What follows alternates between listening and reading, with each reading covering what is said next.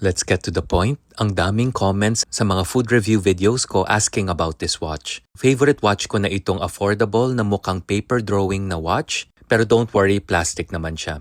Parang mga kakilala mo, plastic din sa harap mo pero sinisiraan ka naman sa iba. And nabili ko ito for around 300 pesos. Pero ang okay sa TikTok, nag-change ang price tapos madalas may discounts or free shipping pa. And may one thing siya na weakness for me, pero may two things naman siyang included when you purchase na very happy ako about.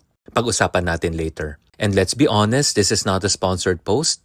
I paid for my order. I included a dilaw na basket dito sa video para mabilis nyo na siyang mahanap. Pag may extra questions kayo, ask the seller na lang directly. Pero smooth naman ang order and delivery process and dumating naman siya in good condition. Ito pala ang measurements ng paper watch from their page. And ito rin ang description. By the way, glass yung cover.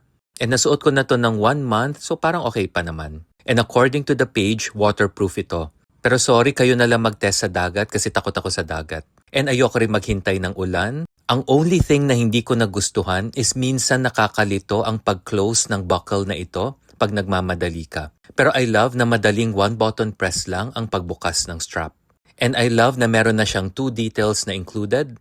Number 1, may included na siyang battery. Number 2, na-appreciate ko na meron na siyang included equipment para mag-adjust ng wrist size. I'll be honest, yung tatay kong gumamit ng equipment at nag-adjust ng wrist size. Effective naman daw para mabawasan ng length.